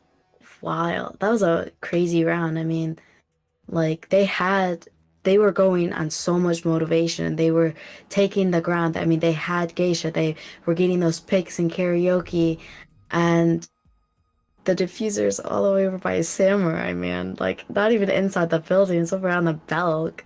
Attackers need to locate and defuse. Sometimes in the competitive scene, you can not make up the stuff that happens during the rounds, and that's definitely something to, if we interview Miami tonight, we're going to definitely have to ask them what just happened there, because I'm flabbergasted at that. I also want to ask them about the play with Frost almost missing Yana there. That was hilarious. But with that being said, that will be coming up if that, or that'll come up if this game ends in favor of Miami. But if they're having massive flubs like this, who knows? I mean, that was something. But hopefully that won't be the case. I mean, it's a simple mistake, right? It's funny, but there's no way Miami does that again. Or No, it does doesn't something seem of an like it equal at all. caliber. I mean, Ace has defuse instead. Yeah, I don't think Juki will be getting his hands on Diffuser ever again for the rest of this gamer season. At all. If I was there, I would be fuming. I don't care we're winning. I'm salty. That's insane. But, yeah, like you said, Moy Bajo now with Diffuser. Thank goodness. So far, they will be able to get the Geisha wall as they start to make their way there. Scoozy going to be holding over, setting up a little bit of a line of sight for himself. Unified going to be taking a bit of damage here from that window angle. Will be able to catch Manic from the Balk.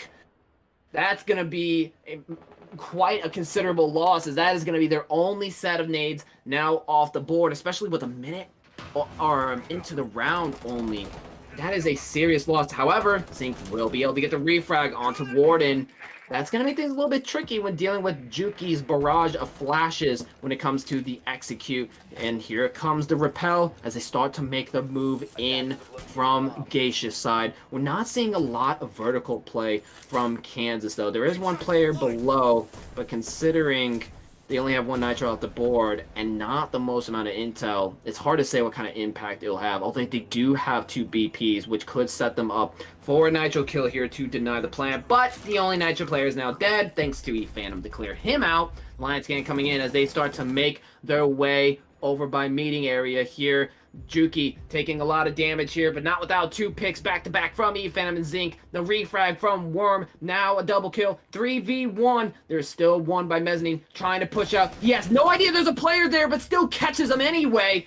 Oh my gosh, Worm, that was very scary. I mean, Juki holding very close to Drum was almost at the perfect element of surprise, but he didn't exactly seem as ready either. And here we go. Worm trying to go for a pre-fire here to take out a player here, but he will overpeak massively.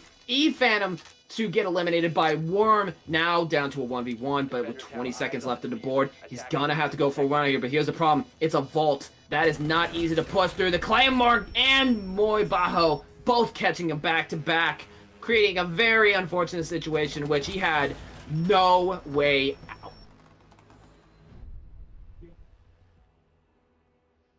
Yeah, that one was interesting. I mean, MU seems to be able to do those like split takes, and coordinate a lot better compared to KSU. I mean, like MU, they got they got control of Geisha. They had that small like pressure over by on the other side doing like a small pinch by Shrine, and they also had the main breach open as well, like pretty early in the game as well.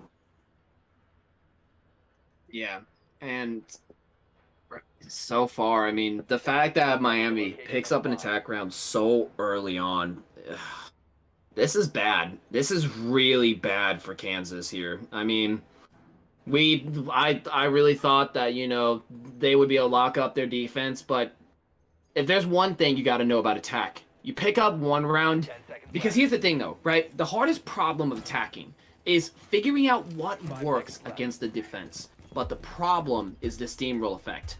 Once you know what works in getting around, you're going to keep doing exactly that until it stops working and the process just keeps going. But now the problem is Kansas is going to have to do something else, because now there is a gap in which they lose a round, and Miami realizes that, and I think they're going to play very aggressively to try to take advantage of what won them that last round as much as possible to shut out Kansas from making a comeback here. I would have called a timeout. The fact that they lost an attack or a defense is mortifying, but we aren't going to see any timeouts, unfortunately. So this is Kansas do or die here for making a comeback. But with how well Miami has been attacking thus far, I really don't have a whole lot of hope, because I mean, they should have already won this game, but you know, fluke with the diffuser, whatever. However, not without Phantom taking a lot of damage here out by the Balk. Kansas trying to get very to deny this initial entry, but not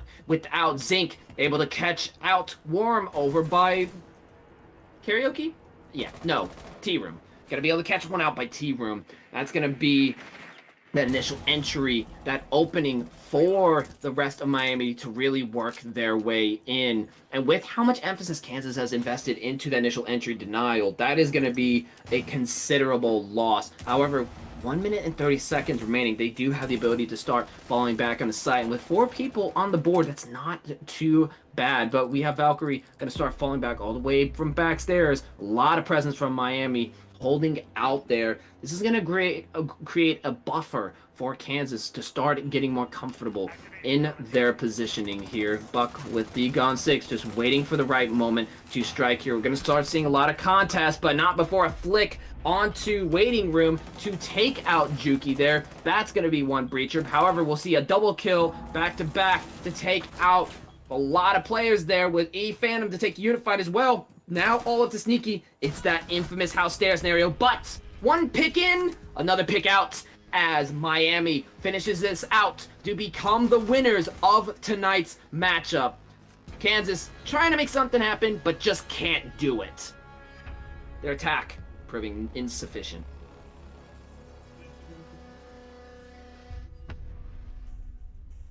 Yeah, I'm excited to hear what MU has to say for their interview, and like how they were going through Bank, and then what happened with Skyscraper as well. Yeah, a lot of interesting questions about what we really saw there. Definitely some not so ordinary plays coming out there. A lot of things that I personally would not have really expected. So I would like to get into that and kind of pick the team's brains here, because we saw some very non-standard things here. I mean, from the first floor setup, opening 2 walls and a shield to swing out on the balk, to having diffuser on the other side of the map, dropping diffuser, to the vault rush in bank. I mean, to the run in with the gun 6 from Lion into kitchen. We saw a lot of very memorable rounds that played out in unexpected ways, from Twitch just slowly whittling down to time, trying to find Wamai at the last round of bank. I mean, so many memorable rounds, and I would love to kind of pick their brain, and I hope you guys will join me for that as we get into that. We'll be going into, I believe, an intermission here, and then we will talk to the teams, talk to their players, and kind of try to figure out what happened, what really went down behind the scenes. So stay tuned for that. Let's break down this really textbook kitchen dining attack by Trine against Rockford Regions last week. Not even 30 seconds into the round, Trine is already concentrating around that upper small tower, so they're going for a 4-man push small tower, and then they have an IQ playing off to the side. IQ is basically going to be scanning and kind of seeing where that concentration of gadgets are, and I'm assuming from this, IQ is going to be able to call if they should adjust and pivot over to a big tower sort of meeting take, or stick with the original small tower. As the casters do a good job pointing out, Thermite tricks the wall on small tower, giving an easy angle into sight when you play from those stairs right away. This breach is especially powerful because there's no real way to counter this, and you're pretty much guaranteeing yourself an easy angle into sight that defenders can't do too much about. The first flaw I'm seeing in Rockford's defense here is that they don't actually have anyone playing in showers. They have the setup, they have floor holes, they have a rotate, but as you can see from the Izami's POV, no one's actually playing in there. Now we have a really early and kind of ill-advised jump in into the green window. I'm assuming there was some intel to go off of because there was that swing coming out onto the Thorn.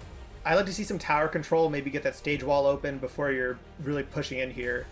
The callout comes out and Mozzie plays a real good cross with Thorn, and with some lucky timing, they get a 5v3 red off rip. Already being down in a 5v3, I do like Trine's choice to not try to split off another person, instead just focus on this sort of one-directional push from small tower. You can see a good use of the Candelas here to just create some space and be able to push down those stairs and get closer to the door, hopefully getting to work on a side execute pretty shortly.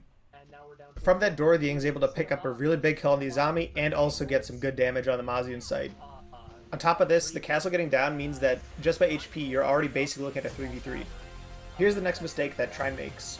By this point, another defender is already rotated into showers, and you know that there's not going to be much support if you're able to smoke deep and cut off those lines of sight. Really what should be happening here is the Ying should be smoking very deep, toss a Candela into shower, and then play the 3v1 from there. Instead, we see the Ying and the Thermite kind of ignore the guy in showers. This leaves Gridlock in a coin flip gunfight that she ends up losing, and basically puts the attackers in a much harder to win position. Castle isn't able to find Thermite through their smoke here, so they're able to get plant off, and Trine is now in a post plant with 2 attackers left and 3 angles to watch. Having these 2 defenders watching the breach, the door, and then shower hall, I would really like to see this Thorn get a little bit more aggressive and push up on this breach. Either you try to go for the defuse, or you get a pick on someone who's just not able to watch your angle, but instead the Thorn chooses to play more passively, which is what I believe ultimately wins Trine this round. In this position, you can see Leckers trying to get more active. There's really no possibility of getting a refrag here. The 2 players' intentions are sort of mismatched, and I'm still not really seeing any presence from the 3rd player they still have alive. While this is all happening, Trine's attackers are playing exceptionally well here. They're each holding their own angle, not really interested in peeking because they're just waiting for that diffuser to keep ticking down.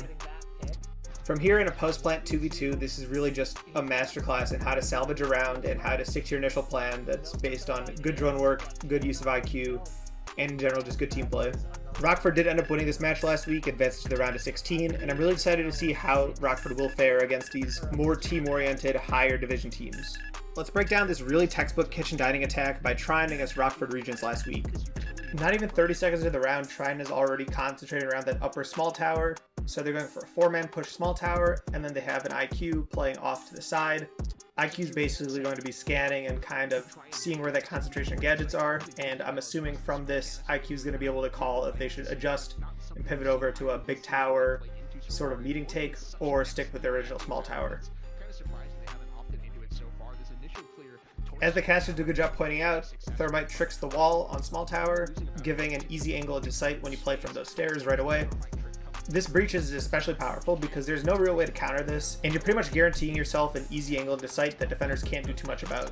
The first flaw I'm seeing in Rockford's defense here is that they don't actually have anyone playing in showers. They have the setup, they have floor holes, they have a rotate, but as you can see from the Izami's POV, no one's actually playing in there. Now we have a really early and kind of ill-advised jump in into the green window.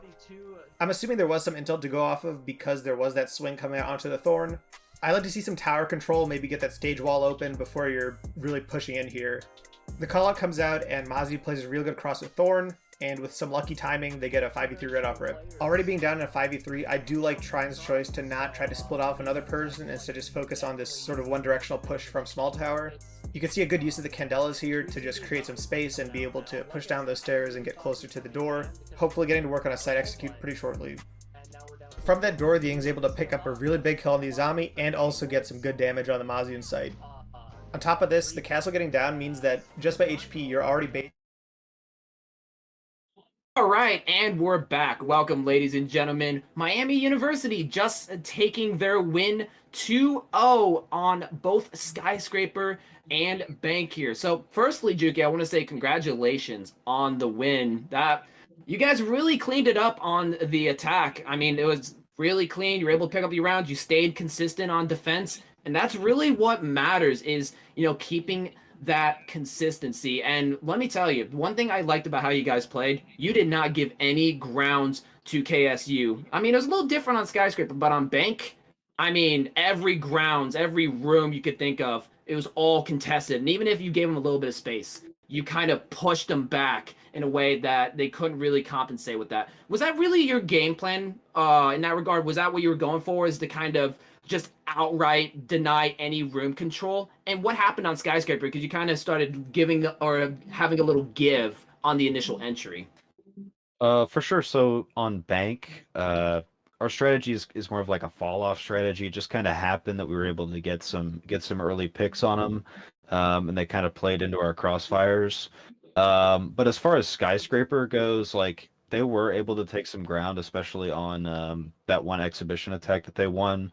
They saw a weakness in our strategy, and credit where credit is due. They were able to pick us off one by one. And I'll be honest with you, that's the first time we've played Skyscraper in like a year. So like we practiced it last night, like for 15 minutes, and then we showed up. So it went a lot better. It went a lot better than we thought. I'll be real with you. Yeah, you guys seem to have played that really well. It did seem like you were running a little bit of a defaultish composition, but it still worked out in the end. But going back to that round where Zofia was just kind of able to walk into waiting room there and really dig some damage, what happened there? Because you guys were initially doing a good job of holding her off there, but then it kind of just fell off, and then she was just there and was able to kind of walk in. Was it like a positional kind of thing, or were you just not expecting someone to just kind of walk in, considering how you guys had been able to deny control up to that point for that specific round? I think for the most part it was pretty surprising. All of their attacks on Bank were slow and methodical. They were taking their time, so it was unexpected that they would just kind of jump the gun and go for a push like that. So they did get the better of us, more so because they saw weakness and they exploited it quickly. So like I said, credit where credit is due. Like they saw something that we didn't have, and they pushed right in there, and they got us. So Yeah, that, no, I absolutely saw that, and I thought that was really interesting how that played out. I thought that was really good on Zofia, and I honestly was expecting a massive turnaround on Skyscraper. Once I saw that move, I really thought, okay, this is their opportunity to kind of, continue doing that. They found the recipe for what works, but unfortunately, it was too little too late in that case. But one question I did have, that because I thought this was hilarious when it happened, over when you were on I believe it was actually you on Thermite, You had a diffuser all the way on the opposite side of the map when the rest of the team had site control and team room karaoke. What happened there? Yeah, so basically in the prep phase, Moibaho, Joey and I were talking about how we were going to push and which side of the map we were going to go to, and I'd asked him a couple times to take diffuser with him since he was going to be closer to the site and closer to the action. So, but what ended up happening was it auto went to me at the start of the round because he forgot to grab it, and then I didn't realize because I just kind of told him and forgot about it. So I wasn't thinking about it, and so when I got picked, I was like, well, crap, they don't have the cases in, you know, I Narnia out there. So yeah, so it was just a miscommunication, but I harked on him a little bit, but we got back into it. We got our mindset locked back in. It was all good after that. He got the case next round, and we were able to take care of business. Yeah, I saw that. I was thinking, yeah, Fuki or Juki's not going to be taking diffuser going forward. I was wondering what happened there, but I had a feeling like with how you guys took side that was just a massive outlier, which it ended up being the case. One other round that I wanted to point out that I thought was particularly comical, and I believe this was on your defense. First floor with I don't remember who was Frost, but you were getting pushed out. You had one player covering hatch, rotated Uh-huh. around, and went to deny the plant, and you almost missed the diffuser there. So, what was kind of going through the head of the player there, and who was that? Because I was mortified when I saw that. So That that was was that was Zinc, JT, and JT basically he thought that somebody was covering the hatch, which when he found out that there was nobody on his hatch and the diffuser was kind of in getting planted, like when the planter kept getting off plant because he was making noise, I knew he had no coverage. So basically, like we kind of were telling him there's no coverage, like you can swing planter. He used his instincts, he found the planter. We weren't sure where he was planting because he had got off plant like 3 times. So um he just had to use his instincts to find him. Made a great play, was able to win us the round on a close one. yeah, it was definitely really close. The visibility behind the bomb had me mortified for sure when I was watching that and commentating. But um so I mean, yeah, I mean that pretty much sounds about right as far as that play. It was a good turnaround. You notice a gap in the cover from Green Man and was able to take advantage to deny the actual plant. Although it was quite close. So let me ask you about Bank because you guys really had that nailed down as your map in the second half, but the first half was kind of looking a little scary at first. What was going on in the first half when you were playing Bank? So we had a couple of misplays. The Last week we had to run one of our subs, and so and we didn't get to do a scrim this week, so we hadn't played Bank and as like a full cohesive unit without a sub in a little bit. So we kind of had to retool our strategy a little bit, and so we thought we saw a gap on round 3. Maybe it was no, it was round 4 when they went basement. We thought we saw a vault hot drop potentially there from the first time they went there, but ended up not working out. So we basically before that round started, we were like, okay, we're gonna go for an aggressive play, and if it doesn't work out, we'll take a timeout, lock in, because like we know how to take bank, and we knew they were gonna run the same strategy for top floor again. So we kind of um, we knew to sort of move around our chips and stuff to make sure that we were able to capitalize on the intel that we kind of had from the last time they had played it. Um, Gotcha. So just so pretty much came down to trying to see a different avenue for taking basement due to or prior unsuccess. Gotcha. yeah. I mean, that makes sense. Basement's always infamously difficult. I mean, those Mhm. funnels are nothing to play around with when you're attacking. So, I mean, that definitely makes sense. But, I mean, you still were able to come around, especially on the defense. That went really well in securing your win on Bank. But with that being said, Yoshiro, do you have any questions here for Juki here? Do you have anything to shout out, like your team or anything to say to Kansas State?